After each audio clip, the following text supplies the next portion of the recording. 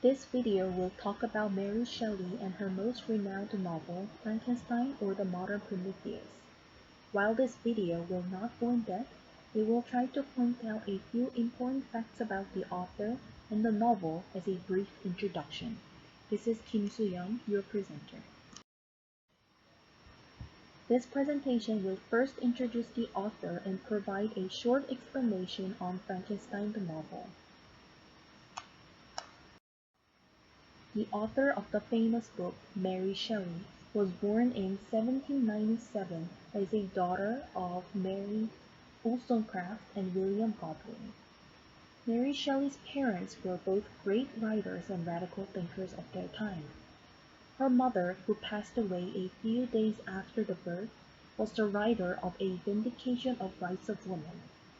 Mary Wollstonecraft was a liberal feminist who argued for education for women, for they are capable of logic and intelligence. It is said that Mary Shelley, as a child, often sought refuge at her mother's grave to read and expand her imagination. Her father, William Godwin, educated Mary Shelley himself, exposing her to great works of literature, taking her to lectures, and letting her listen to his conversations with other literary minds, such as Samuel Taylor Coleridge and Charles Lamb. Her education can be glimpsed from the text of Frankenstein, where the creature learns Paradise Lost, Plutarch's Lives, and sorrows of Werther, as well as ruins of an empire.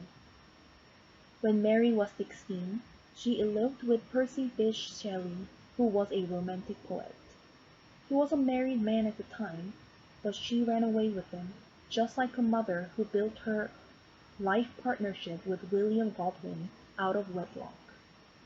Her life was not stable for a while. She traveled around Europe, including France, England, Italy, and Switzerland.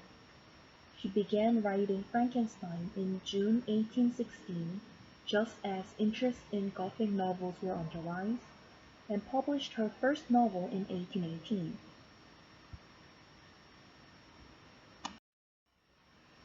It's true that Frankenstein is the most famous work by Mary Shelley.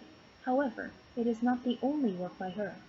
She led a successful career as a writer and produced many novels.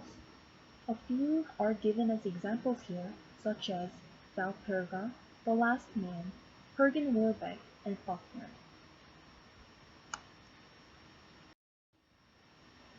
Frankenstein or the Modern Prometheus is Mary Shelley's first novel.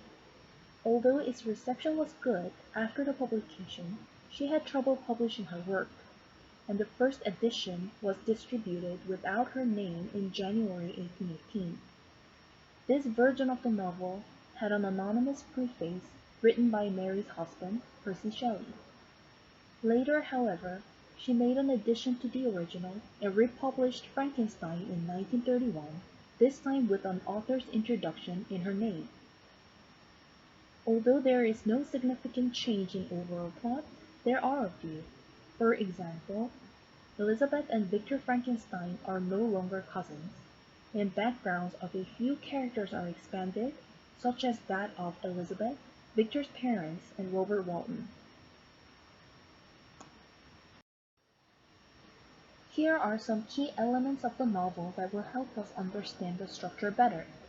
First, it is an epistolatory novel, which means the novel uses documents such as letters to proceed with the plot, often contributing to realism of the story. Frankenstein, the novel, opens with letters Captain Robert Walton writes to his sister in England. Robert Walton meets and listens to Victor Frankenstein, and there is the creature story within Victor's story, creating a frame narrative. A frame narrative refers to a story being within a story. Three people, Walton, Victor, and the creature's first-person narration gives vividness to their stories.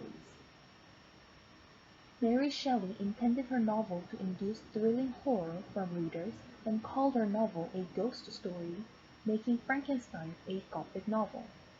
This novel is also a science fiction because it uses scientific knowledge at the time, although controversial, triggered by Darwin and Luigi Galvani.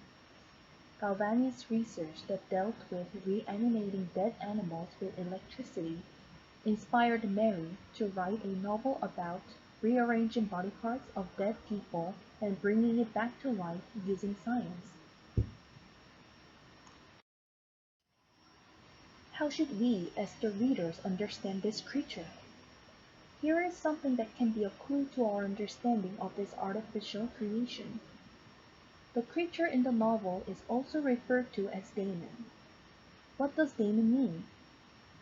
Here is the definition of daemon from Oxford and Merriam-Webster Dictionary.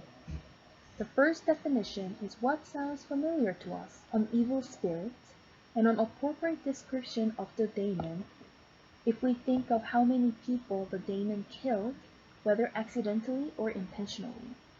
However, the second definition suggests a different interpretation of daemon that allows us to focus on intelligence, emotions, and urge for companionship of the creature that are also present in the novel.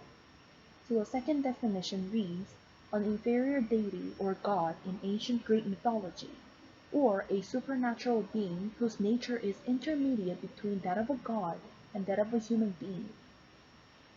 Whether creature is a demon or daemon is up to reader's interpretation.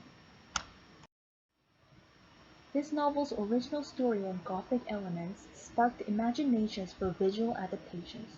Numerous film, stage, and animated productions follow to this day.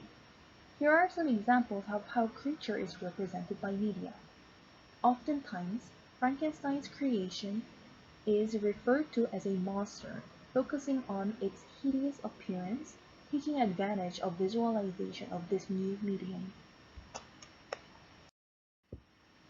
Frankenstein's reputation prevails in Korea too, and it inspired a few stage productions as seen in the slide. The first is a play written by Nick Deer and directed by Jo Kwang-hwa in Korea.